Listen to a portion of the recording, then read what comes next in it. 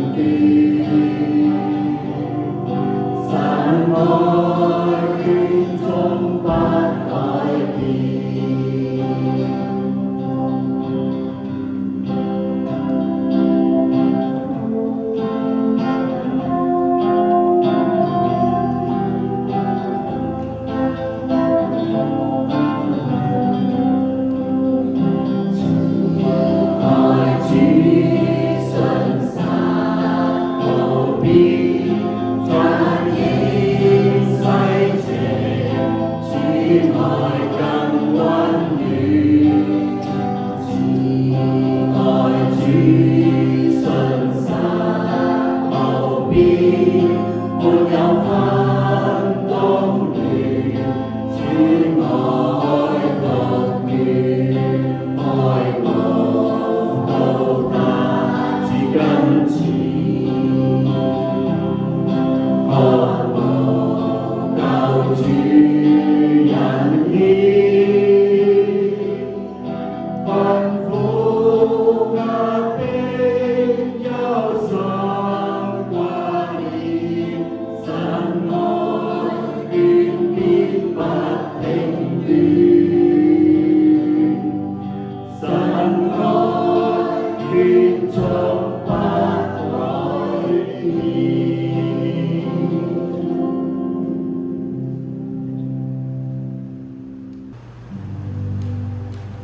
我哋最後一首詩歌係神嘅愛，入邊歌詞講到神嘅大愛，我哋一齊唱出神大愛。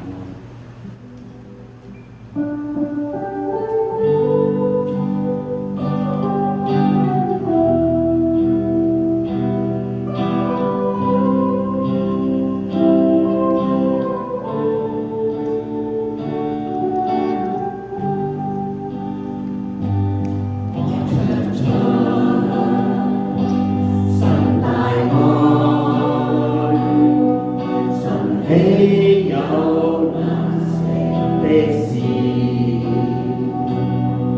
人生路常起跌，你話語叫我永不動搖。在世間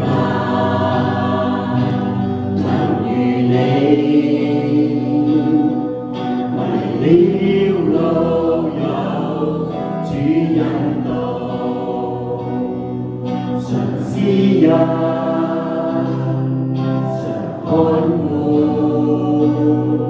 你像扶持，你該引領。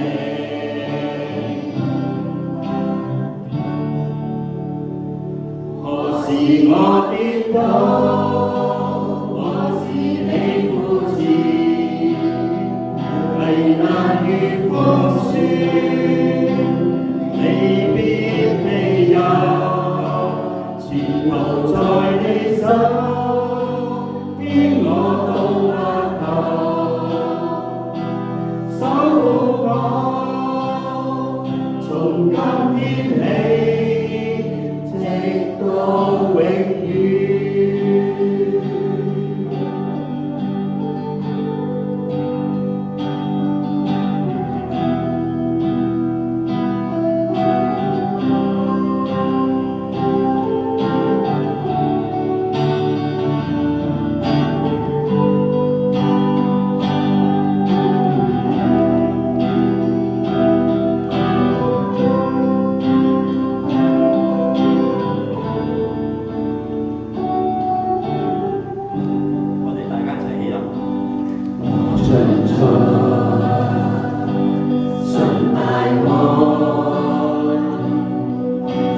豈有難成的事？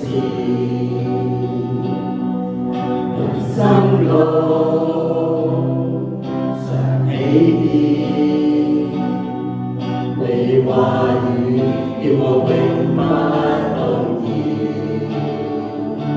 在世間能如你，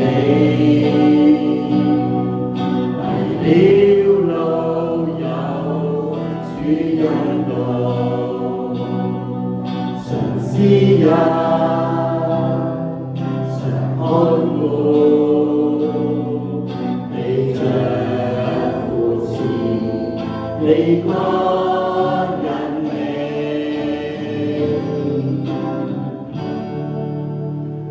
何時我跌倒，何時你扶持，危難如風雪，你必庇佑，前途在你手，邊我都不求，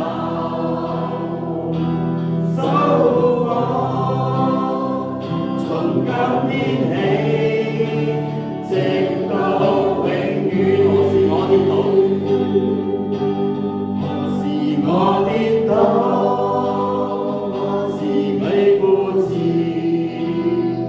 危難與風雪，你必庇佑，前路在你手，於我都不求，守護我，從今天起，直到永遠。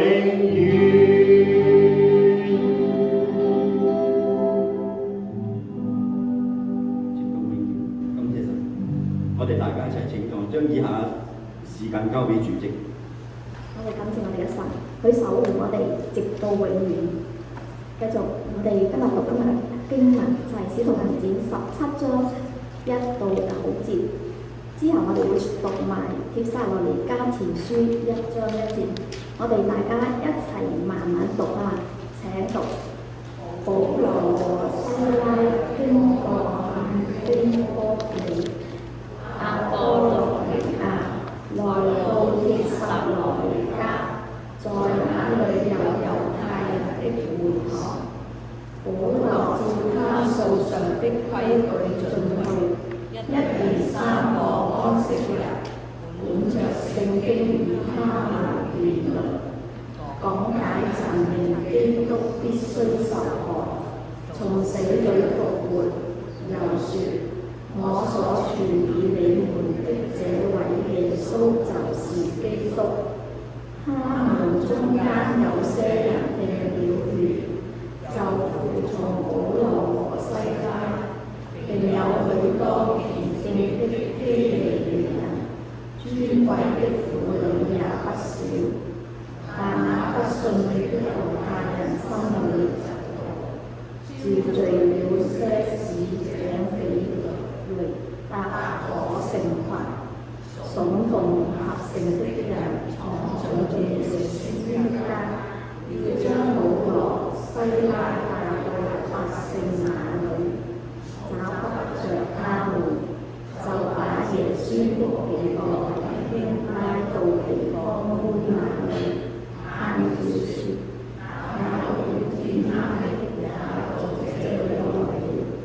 耶穌收留他們，這些人都違背該撒的命令，說仍有一個王耶穌。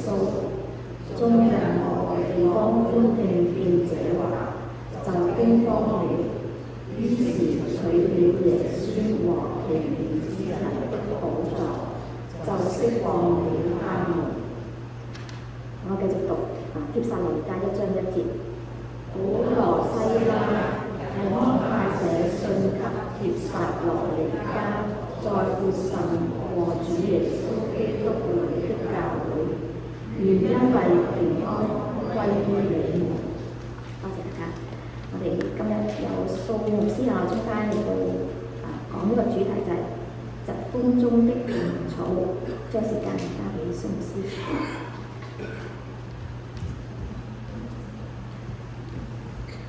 各位弟兄姊妹、各位親友，大家好！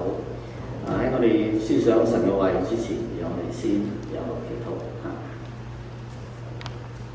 親愛的主耶穌，我哋多謝你，因為你個寶血，我哋每一個人，我哋嚟自唔同嘅四方八面，我哋喺基督裏邊合而為一，成為你一個身體裏邊嘅弟兄姊妹。我哋感謝你。我哋懇求主都讓我哋今日我哋打開聖經嘅時候，你打開我哋嘅心，讓我哋能夠透過你嘅話語更加去認識你為我哋成就咗個救恩，並且知道點樣跟從你。我哋祈禱奉耶穌基督嘅名求。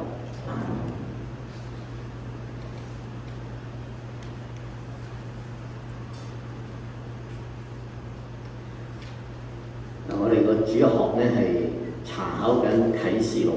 咁啟示錄咧就係有講到末世啦，講到主再來。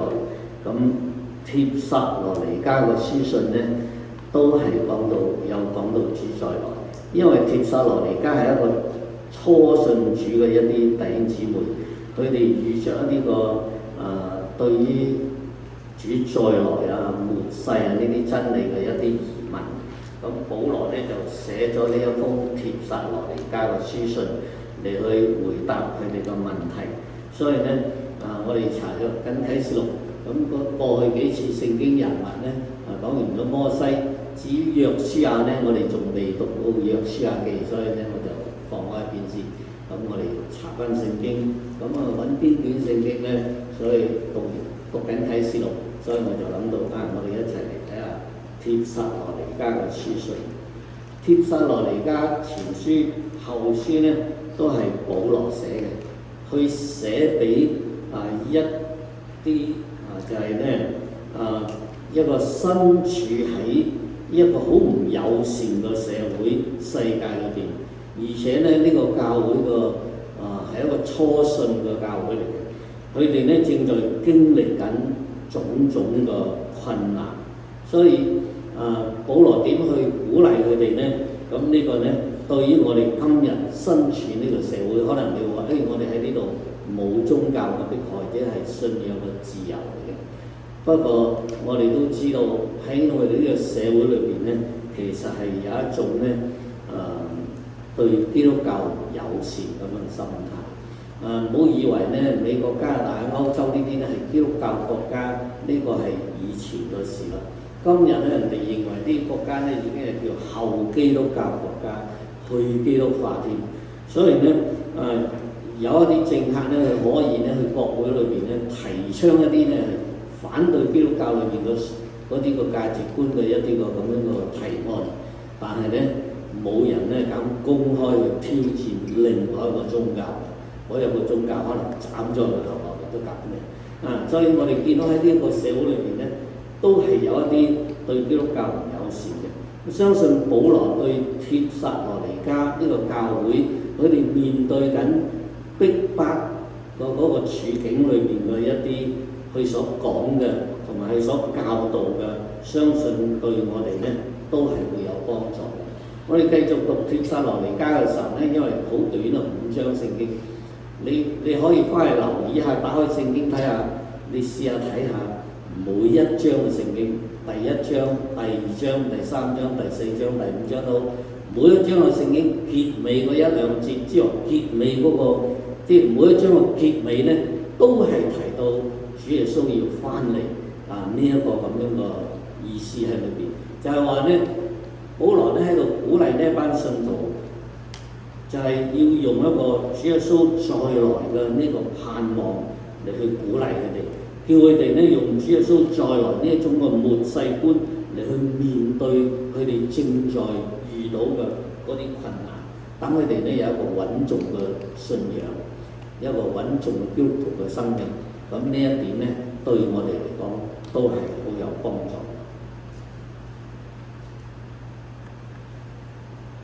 我哋頭先讀嘅聖經咧就係哥林多使徒行傳17章第1到第9節咧，呢一個咧就係話俾我哋聽帖撒羅尼迦呢一個地方嗰個教會佢嗰個成立嘅經過。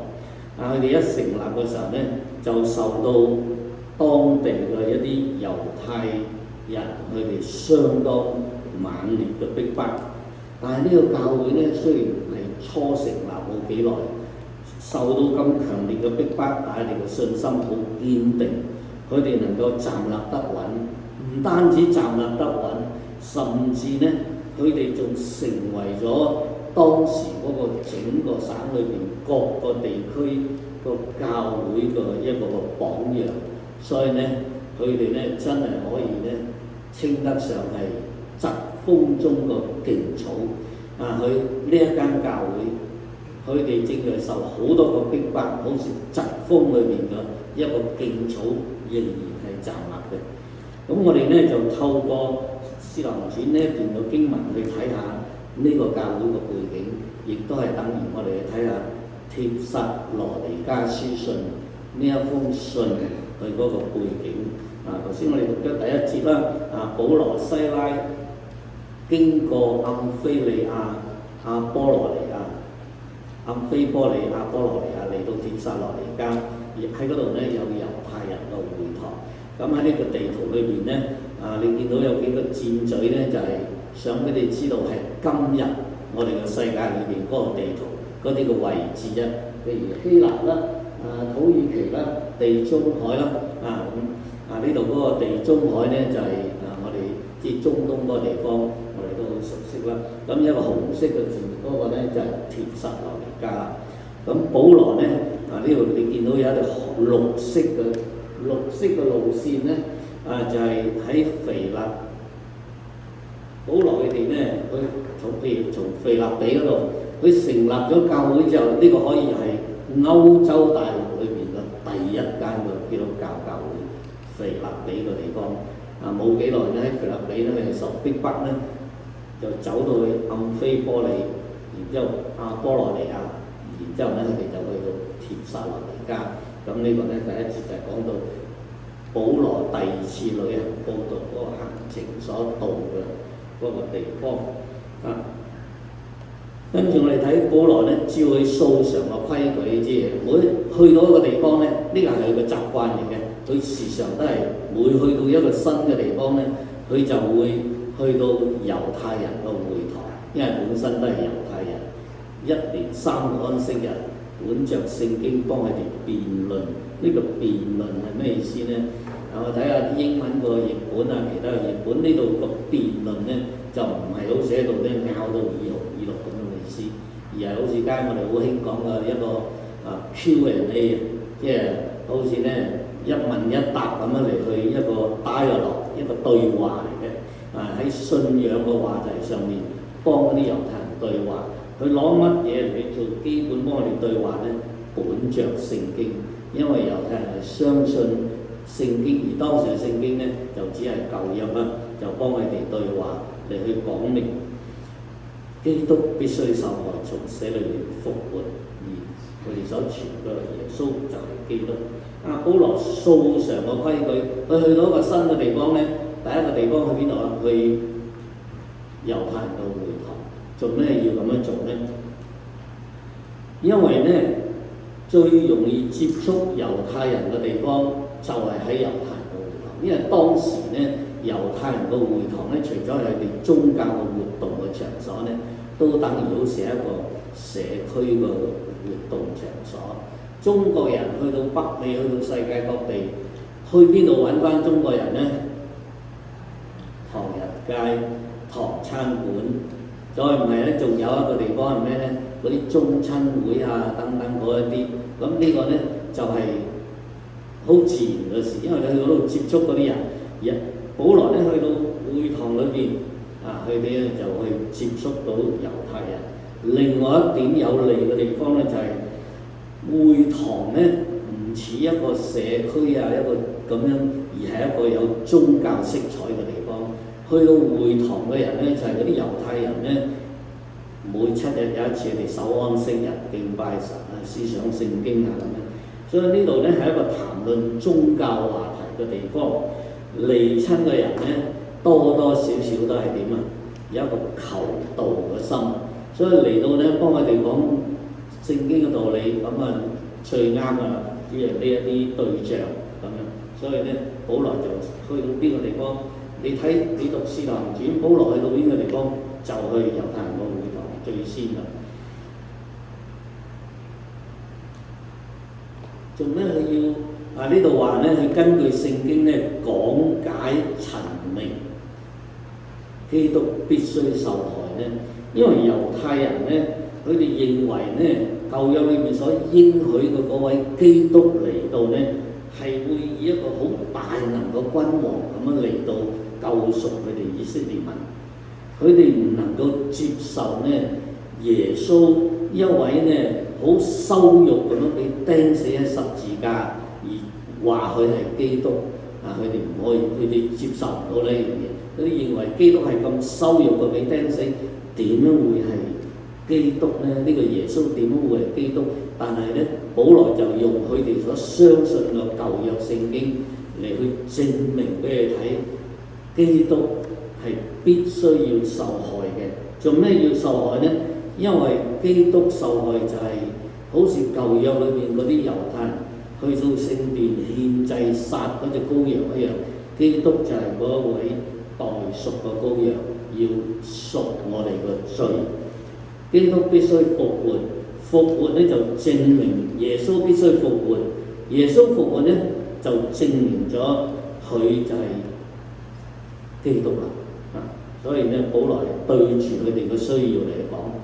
當保羅去到嗰啲希臘人嗰度，即係聖經話係外族人、外邦人嗰度咧，佢就唔係攞聖經去證明耶穌是基督啦，佢就去攞大自然啊呢啲自然嘅現象嚟去證明天地嘅呢一位獨一嘅神，去差遣佢嘅愛子耶穌基督嚟去救贖世人。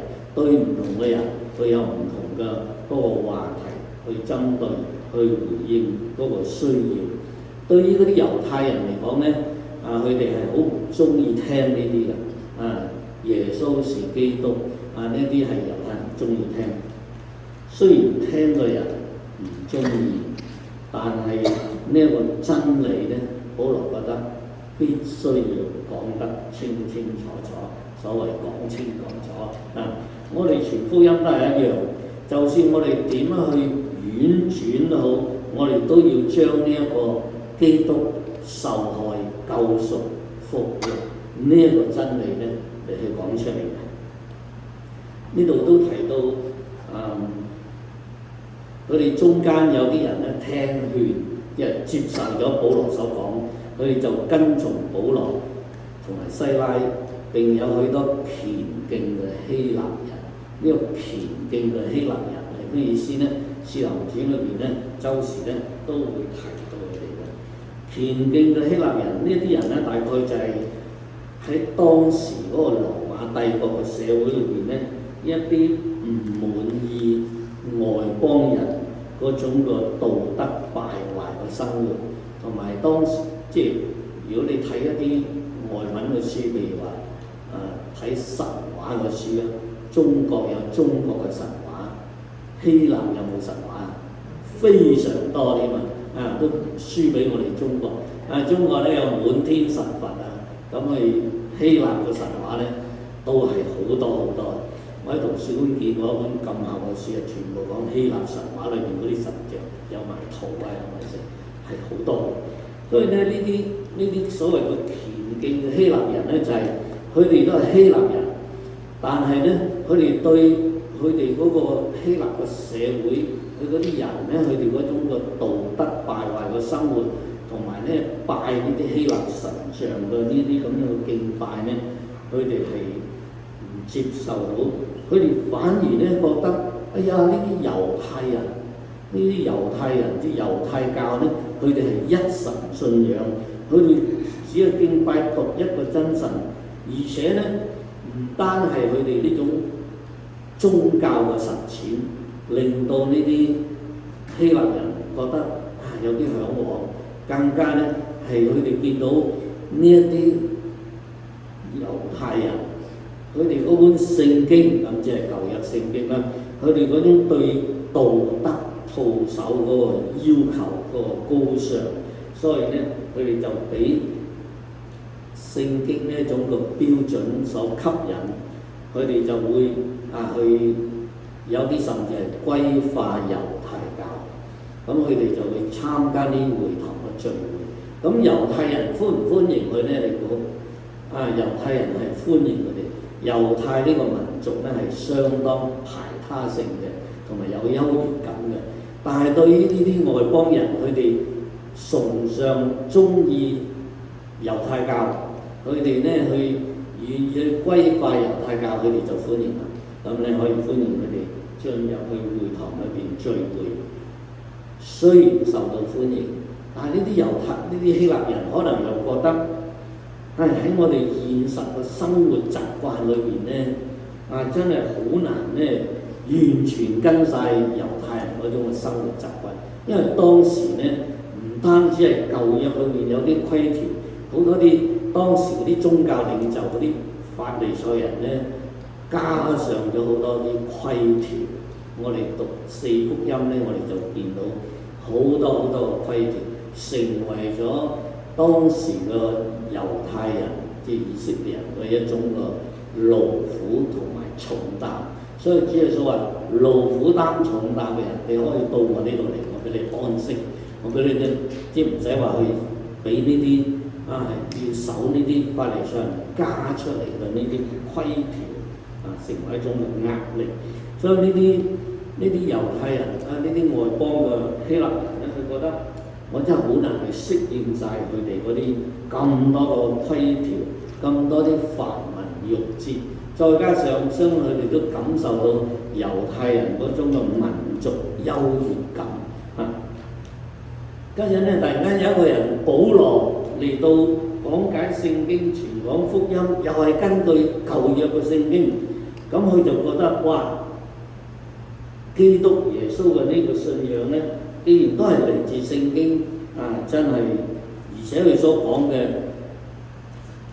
我哋唔需要守舊約嗰啲咁多個繁文縟節嗰啲個規條，所以佢哋會覺得咧更加容易適應，呢個係一個咧好嘅選擇，所以咧佢哋就好快跟從保羅。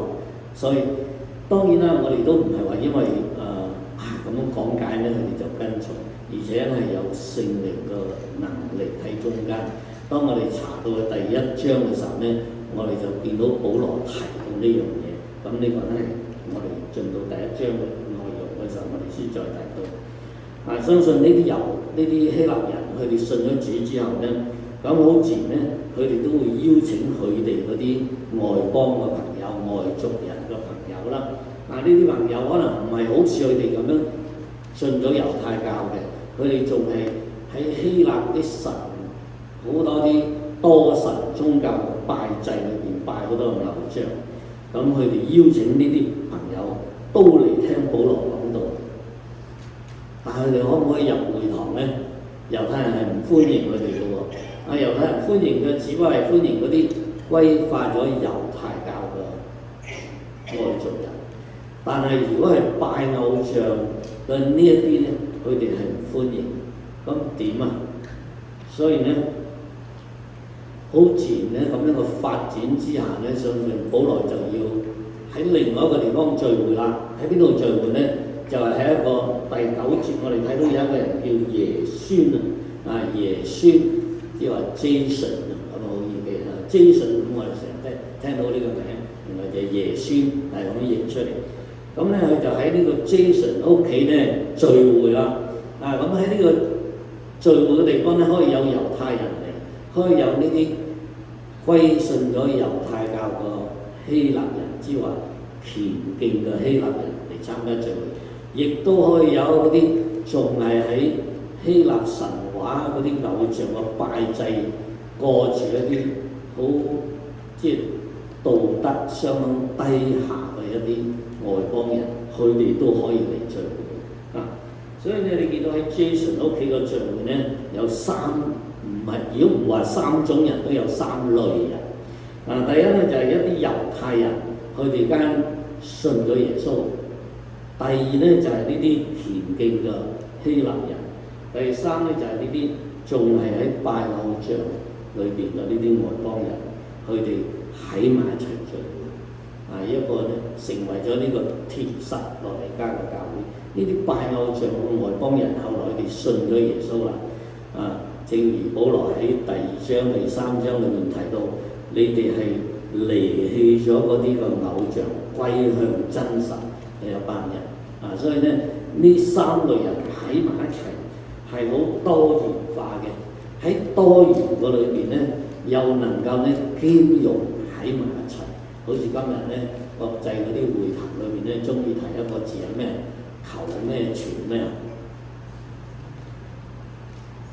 求同存異大家咧喺埋一齊當時個教會咧係多元，但係咧係兼容嘅。呢個咧其實就係神個教會。神個教會咧可以話係多元化嘅。我哋喺呢度咧，我哋就覺得因為加拿大都係一個多元嘅國家嘅，所以咧加拿大裏邊個教會咧係好多元咧，我哋就習以為常一啲。喺當時嗰個帖撒羅尼迦嘅地方 ，Jason 屋企呢個教會咧，真係好特別嘅。喺以弗所裏邊教會加拉太保羅都提到呢啲個問題。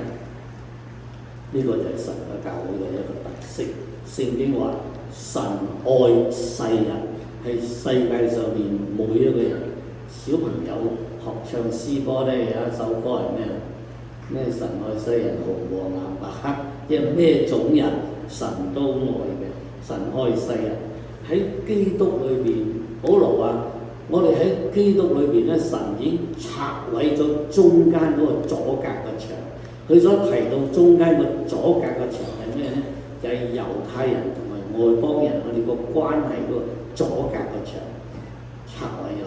我哋同神之間嗰個因為罪而形成嘅阻隔嘅牆都拆毀咗啦，成為一啦，合而為一啦，呢個呢就好似呢度有一句嘅聖經，無論係佢話我為主被囚嘅勸你哋，因為保羅係坐緊監寫呢封信，我哋蒙召行事為人呢，就當以蒙召嘅恩相稱，凡事謙虛温柔忍耐，用愛心互相寬容，用和平彼此聯絡，竭力保守聖靈所賜合而為一嘅心。佢話身體只有一個，聖靈只有一位，就好似我哋蒙召咧係一個指望，一主一信一洗一神之人，我哋係同信一位主，同受一種嘅洗禮，我哋相信一位嘅神係眾人之父，超乎眾人之上，觀乎眾人之中，住喺眾人之內。我哋每一個人蒙恩咧，係照住基督俾我哋各人唔同嘅恩賜。呢一個現在嘅教會就係咁樣，喺我哋呢間教會都係一樣。我哋有各個唔同嘅雖然我哋都係講廣東話，都係中國人。咁可唔可以話我哋都係教健啱咧？係，我哋都係中國人，但係我哋都有唔同嘅背景，我哋都可以因着基督已經拆毀咗中間嘅牆，我哋就可以合而為一。呢一種咁樣嘅合而為一喺內裏面就好好啦。但係對於外面嗰啲猶太人，佢哋又點樣睇呢？嗰啲猶太人呢，佢哋個反應係點樣呢？但嗰啲不信嘅猶太人呢，心裏邊嫉妒，就招聚咗啲市井匪類之嗰啲流民嗰啲搭伙成群，聳動合成嘅人，闖入去耶穌嘅屋企裏面，想要捉保羅西拉，揾唔到佢哋啦，因為呢，保羅西拉佢哋走咗啦，就捉咗呢個耶穌同埋幾個弟兄拉到地方官府，話佢哋都係搞亂天下。你諗下啱啱成立嘅一個教會10幾20人啩，再多20人，佢哋點可以有嗰個力量去搞亂教會呢？呢個呢就係一般要逼迫基督教嘅時候最好嘅藉口係咩？社會治安啦、政治動盪啦，呢啲呢就係自古以嚟對基督教嘅逼迫都會用嘅一啲嘅藉口。佢哋激怒講翻呢啲猶太人即係嗰啲唔信嘅猶太人，佢哋呢心裏面嫉妒係咩原因呢？本來有一班呢虔誠嘅希臘人，時常嚟會堂呢度聚會，家陣你保羅呢帶走佢去咗耶穌嘅屋企裏邊嗰啲希臘人，呢啲虔敬嘅希臘人，我哋歡迎佢入嚟。但係呢，我哋唔中意嗰啲外邦人，唔可以幫佢哋喺埋一齊嘅。但係你哋竟然間呢一齊所以呢，佢哋就非常嘅不滿。一來就係話你犯我哋嘅律法，二來呢就叫走晒一大班人咁樣嘅意思。所以呢，就要逼迫佢哋。咁保羅、西拉佢哋呢走去邊度呢？咁我哋讀使徒行傳呢，就會見到佢哋喺帖撒羅尼迦被迫害嘅時候呢，佢哋走咗去比利亞呢個地方。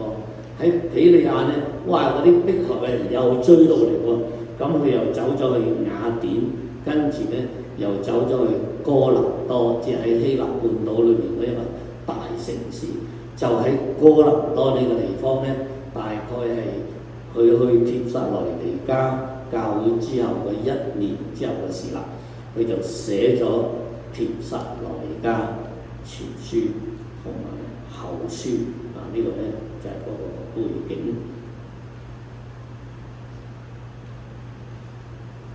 無論保羅佢喺腓立比或者之前喺路斯德嘅地方，每到一個地方佢就傳福音，帶咗啲人信耶穌，跟住嗰個後果係咩呢？就係俾打，俾嗰啲猶太人追佢哋，殺佢哋好狼喎。甚至呢，有一次喺路斯德嗰個城市呢，啲人用石頭打佢掟佢，就以為呢佢已經被掟死咗。我就暈咗點樣啦？咁嗰啲人諗佢死咗，拖咗佢出去算啦。咁樣點不知呢？嗰啲人走咗，保羅趌翻起身喎。然後去第二個城市，去到第二個城市又傳福音，去到腓立比又傳福音。跟住呢，去到帖撒羅尼迦又傳福音，帖撒羅尼迦呢度俾趕，又走去庇哩亞又傳福音，去到雅典又傳福音，去到邊一個地方佢都繼續傳福音。雖然係俾迫害，甚至咧係以身體個擊打都好啦，佢都繼續傳福音。做咩佢能夠咁樣做呢？我相信最單獨有2個原因。如果俾着我哋普通人呢，哇打到一身傷，心情裏面呢都已經點啊沉晒落嚟啦。我哋就會話：我需要休息下，請唔好叫我領司子。請唔好叫我做主席字，請唔好叫我咩，唔好叫我咩，等我休息下先。但係保羅佢點都能夠係咁樣，哇！即係可以咁樣做呢？我相信第一，因為佢知道自己所信的是誰，佢知道佢所信嘅呢一位係能夠保守佢嘅，而且呢，第二個原因就係佢相信呢，就係佢經歷到耶穌基督嗰種復活嘅大能。我睇過宣信博士嘅傳記，有時咧去好遠嘅地方要去講道嘅時候，坐火車走好遠嘅路，嗰陣時未有飛機嘛，喺一個地方聚會到好夜，好攰，而且佢呢青年嘅時候嘅宣信呢個身體係好弱嘅，有一次呢幾乎入到係行都行唔得咁滯。但係好奇妙嘅就係、夜晚到好攰，好弱攰都好啦。第日朝早起身咧，佢又精神奕奕咁樣又上路啦。係咪話佢瞓得好冧咁啊 refresh 咗嘛？相信咧係因為經歷到基督嗰種復活嘅大能。佢曾經咧係甚至係為人祈禱醫病，佢經歷到嗰種復活嘅大能咧，包括喺身體上面嗰種個復原同埋醫治。相信保羅都係經歷到基督復活嘅大能，所以佢個心裏邊就算點樣被打擊都好啦，佢都可以再振作起嚟，去經歷復活大能，去知道所信嘅是誰。呢、個亦都係我哋可以去追求、可以去祈求嘅。當嗰啲人捉唔到保羅咧，捉咗阿 Jason 之後咧，咁呢度佢就呢個人咧搞亂天下嘅話，另外有一位王，哇！呢、個罪好大嘅喎，即係羅馬皇帝先係獨一嗰個王，全國個王。你話另外一位王只係一個政治罪嚟喎，嗰啲地方官都驚，取了耶孫個寶藏係乜嘢咧？有啲人咧就甚至有一本唔知邊一本聖經嘅譯本話，攞咗耶孫個保釋金，呢個係我哋今日有時攞咗保釋金咁樣放嘅100萬保釋金10萬保釋金咁樣。不過呢度咧，亦都未必係保釋金，可能係耶孫咧簽咗話唔會再有呢啲事，保證唔會再接待保羅，或者保證唔再有呢啲事，咁就釋放咗佢啦，咁樣嘅意思。好啦，咁呢個咧就大概係帖撒羅尼迦成立嘅嗰一個嘅經過。呢、個教會一成立之後，受到咁多個逼迫，佢企唔企得住呢？呢、個係保羅好關心嘅事。所以咧，後來咧，佢就派提摩太翻去睇人哋情形。提摩太翻到去帖撒羅尼迦教會，睇到哇！呢啲人咧企得住喎。不過咧，亦都喺當中有啲犯規嘅一啲嘅新信徒，所以咧就保羅就寫咗呢一封信去鼓勵嗰啲企得穩嘅，去警戒嗰啲犯規嘅。仲有一啲咧就係佢哋有一啲個關於來生嗰啲嘅問題，保羅咧就喺書信裏邊第4章、第5章去解答呢啲嘅問題。呢、個就係整卷嘅帖撒羅尼迦。好，跟我哋咧進入去第1章第1節，今日咧就係講第1節啫。呢度話保羅、西拉、提摩太寫信俾帖撒羅尼迦喺父神喺耶穌基督裏邊嘅教會。呢封信係邊個寫呢？邊一個人都知道，個都承認其實係保羅寫嘅，或者係可能保羅口述，咁西拉咧就筆錄，然之後提摩太咧就做信差，將呢封信帶翻去帖撒羅尼迦咁樣。3個人都有份，亦都係有咁樣嘅可能。不過當然我哋都知道，整卷書嗰啲真理嘅內容咧，只有保羅先至可以寫得出咁樣嘅內容，因為佢得到神特別嘅啟示。不過保羅做咩去寫信咧？佢又要提晒3個人出嚟咧？呢度有一個咁樣嘅可能，就係、是、保羅咧好中意咧去做咩嘢咧？拉埋人落水。不過呢個落水咧唔係咧使濕個頭受困難，而係咧或者叫拉埋人上車啦，咁好聽啲，即係俾人幫佢有一個同工嘅機會。相信呢個咧係保羅過往嘅一個經歷，使到佢咁樣嘅。過往有咩經歷咧？我哋讀使徒行傳，我哋知道咧，保羅咧起初佢係迫害基督教啊嘛，當佢信咗主之後，教會嘅人唔敢相信佢噶嘛，邊個人帶佢進入教會呢個群體裏邊，得到弟兄姊妹嘅接納咧？記唔記得係邊個啊？巴拿巴係安慰子佢咧係巴拿巴咧有咁個勇氣，即係等於好似巴拿巴係保羅個伯樂嚟嘅，帶佢入教會。後來佢哋就一齊去傳福音。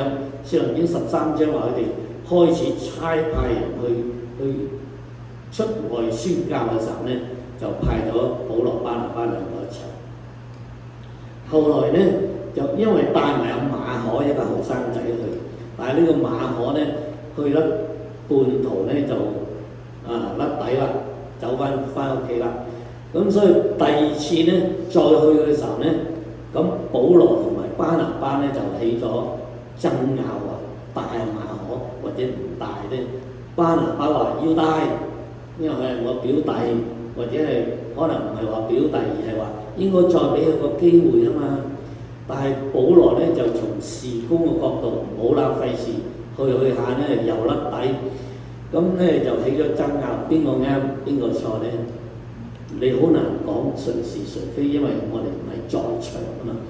聖經亦都冇俾我哋一個誰是誰非嘅呢個交代，因為相信呢個係唔係最重要。但係對於保羅嚟講咧，因為佢拒絕咗馬可呢一個咁樣嘅經驗咧，後來咧馬可係企翻起身嘅喎。馬可福音就係馬可寫啦，係咪？所以保羅咧相信佢係經一事長一智。保羅係一個反省力強嘅一個人所以後來你喺書信裏邊你見到咧，保羅有一次咧佢就話吩咐邊個你嚟嘅時候咧帶埋阿馬可嚟。因為馬可喺傳福音嘅事上對我係有幫助以前你唔係話係唔得嘅咩？間又係有幫助你見到保羅嗰種個謙卑係我以前睇錯人，家人咧接受翻佢鼓勵。所以保羅咧，因為過去一個咁樣嘅經驗，可能就令到佢咧更加珍惜嗰種同工嘅配搭同埋分工。對於一啲後進嘅同工咧，佢時常會加以鼓勵，所以咧就將西拉、提摩太加埋落去呢個團隊裏面。喺保羅嚟講咧，佢做嘅嘢，別人做嘅嘢，佢係當計埋一齊嚟去侍奉神嘅，唔會話因為佢係大使徒，其他啲人茄喱啡嘅啫，就唔計數，佢唔係咁樣睇嘅。如果嗰個領詩佢哋用咗好多時間準備，咁佢上嚟，我哋一齊唱，但係咧打 PowerPoint 嗰個唔打上去，咁啊點啊？下邊係 O 嘴，上面3個自己唱啦咁樣啊！所以咧唱詩領詩嘅時候，大家唱得好唔好？咁就唔係淨係3個領詩嘅，亦都唔係嗰個淨係彈嘅，而係咧仲有嗰個打上嚟投射，俾大家睇到啲字嘅。所以一件嘅工作咧，有好多人配搭。好啦，有晒呢啲啦，個咪唔得喎，冇人教咪咁啊點啊？又係，我都唔知你講乜嘢，大聲啲啦咁啊嘛，又係唔掂。所以咧呢個配搭咧係好重要嘅。最近咧咩神週20幾號翻嚟啊？21好似，咁咧一落嚟咧調咗佢出嚟，即刻記者嚟訪問下你有咩感想啊？咩講啊？咁啊其中嗰個第一個咧講話即係佢提到我記得佢嗰個詞句嗰個內容咧，你話係公式化又好，你話係點都好啦，為咗佢準備好晒咁樣，你咁樣講到啦。有一點佢話太空人即係宇航員啦，叫做佢上到太空翻落嚟，鏡頭對住佢係咪好威風啊？真係好威風嘅喎，係咪？下一次翻嚟有位女士可能仲威風添，係咪？但係佢話一個人嘅威風咧，其實喺後邊點啊？有好多好多好多嘅人一齊先至成就到呢件事嘅，唔係一個人嘅工作嘅，係好大嘅一個團隊嗰個工作。保羅睇佢個同工個關係都係一樣，真知重知。呢一個團隊咧，仲有另外一個特色咧，就係保羅、西拉呢2個人咧係有羅馬籍公民個身份嚟喎。而提摩太又係咩人咧？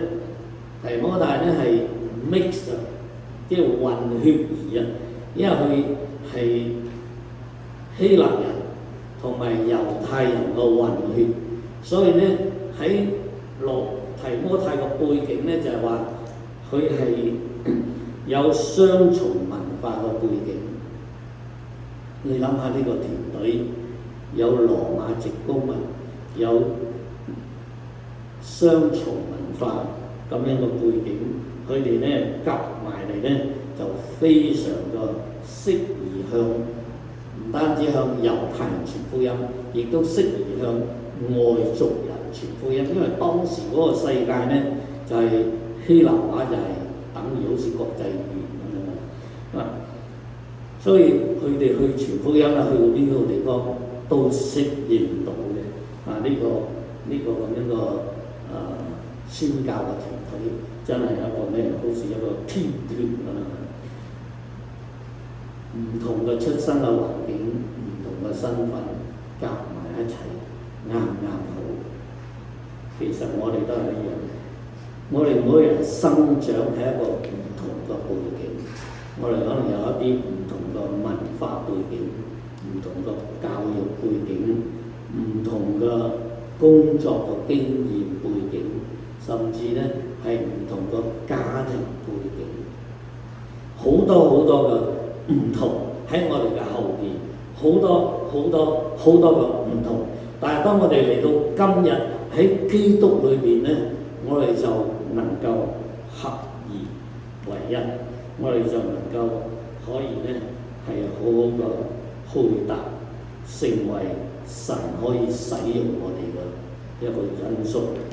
所以讓我哋一齊嘅時候，我哋唔好因為我哋一啲個背景而自高，亦都唔好因為我哋一啲個背景而我哋自卑，因為嗰啲係神俾我哋喺咁樣個背景裏面長大，係有佢嘅一啲個心意。包括過去，如果我哋有過一啲個失敗都好啦，嗰啲都係造成我哋呢個人嘅一啲嘅因素，而係神可能可以使用嘅。有一間個教會喺加州嗰度，佢哋好多人，成萬人。咁佢哋咧有各個唔同嘅背景嘅時候咧，佢哋後來咧，佢哋成立咗一個特別嘅團契。咩團契咧？就係咧，所有嗰啲失婚人嘅一個團契，就能夠咧好有效咁樣幫助到嗰啲有呢一啲處境嘅人，嗰種嘅困難，從嗰種困難走翻出嚟，企翻起身。又有另外一個團契咧，係過去嗰啲癮君子嘅團契嘅，又咧係幫翻呢一種類嘅人。每一種人都係每一種嘅背景，每一種嘅經歷，無論成功無論失敗，都係神可以使用我哋嘅。最後一點咧，講埋就係保羅咧喺帖撒羅尼迦嘅前書後書咧，佢嗰種自己稱呼咧，佢點樣講？保羅、西拉、提摩太寫信俾邊個？咁然之後咧，一個祝福，呢個係當時寫信嘅一個好普遍嘅講法。但係咧，如果你睇下哥林多前書、哥林多後書、加拉太書，特別係呢三封信，保羅開始介紹佢自己，佢唔係話保羅咁啊算啦，佢係話保羅耶穌基督嘅使徒。另外咧，保羅係神所呼召嘅耶穌基督嘅使徒，佢係特別講明佢嗰個使徒嘅呢個身份，因為喺當時嚟講咧，耶穌基督叫12個使徒，呢個使徒咧喺教會裏面有嗰個真理嗰個權，即傳遞耶穌基督嗰個真理嘅權柄係好重要嘅。但係保羅咧一般嚟講咧，佢唔提呢個咁樣個佢自己嘅身份嘅。做咩喺呢度佢唔提咧？做咩喺嗰度又提咧？因為嗰度有人挑戰佢呢個身份，而呢度咧係一個啱好早期寫嘅信，呢間教會亦都冇人挑戰佢呢個身份，所以亦都冇需要咧拔呢個身份出嚟啦。但係保羅咧，佢唔會攞去呢個身份咧，去要求啲乜嘢嘅特殊嘅待遇嘅，佢亦都唔會刻意將自己咧好似特殊化一啲，提高自己，佢總係咧好謙和嘅、好平等咁樣嘅態度嚟去幫其他嘅人配搭一齊去服侍。佢會以為佢自己係高人一等嘅，甚至到佢就嚟即係離開世界之前，佢嗰個時候可以講話，人哋話佢個靈性咧，佢唔係經歷神已經去到個登峰造極咁樣個境界嘅時候，佢竟然間講咗一句咁樣嘅自己話自己説話。佢話在罪人中，我係罪魁啊！即係喺罪人裏邊，我係最大罪嘅嗰一個。越親近神，佢就越睇到自己嗰個不配，越發個謙卑，從來唔覺得自己高人一等。如果有人幫助過佢咧，佢就會心存感恩，佢唔會當呢啲係理所當然。你睇寫腓立比書信嘅時候咧，佢多謝嗰個教會嗰啲嘅説話，你就見到佢唔會當理所當然嘅。佢是幫助佢嘅人咧，係一個同埋嗰啲支持佢嘅人咧，大家係一個團隊嘅啫。喺呢啲事工上面咧，大家都係有份嘅。求主都讓我哋學習保羅咁樣嘅心態，唔自高唔自卑，但係我哋喺基督裏邊合而為一。成為一個堅強嘅一個傳福音嘅團隊，亦都成為一個咧可以讓人家嚟到可以感受到好溫暖嘅一個地方啊！好，我哋有一個祈禱。親愛的主耶穌，我哋多謝你留低本嘅聖經，讓我哋繼續去認識你同埋學習，去跟從你。求主，我哋多謝你，讓我哋教會能夠成為一個好和諧嘅一個團體，喺基督裏邊合而為一。求主使用我哋，讓我哋都能夠更加係將你福音傳俾更多嘅人。祈禱奉耶穌嘅名求，阿門。多謝你。我哋多謝你孫牧師用神話語提醒我哋，因為我唱回應詩歌，請大家一齊起立。我哋會唱我知所信的是誰。我哋會唱第一、第二正歌，之後唱副歌，過門之後我唱第三、第四正歌，之後落副歌。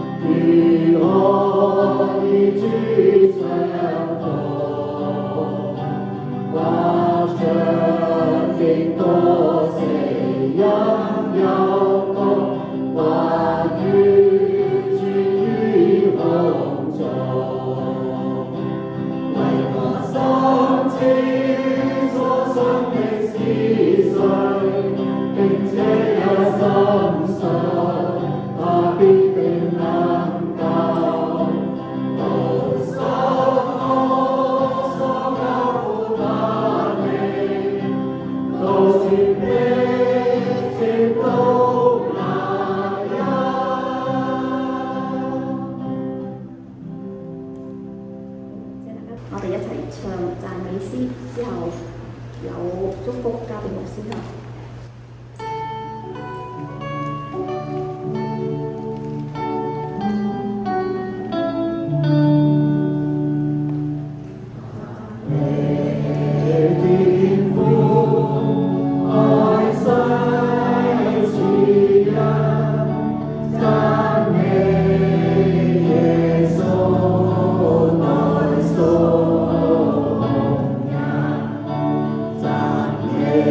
Amen.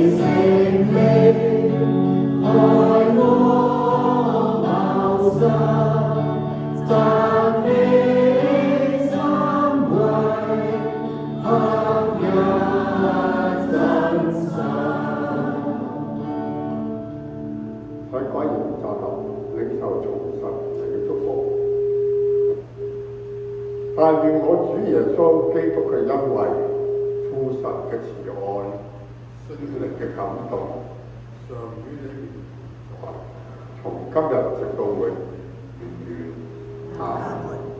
請坐，或好之後。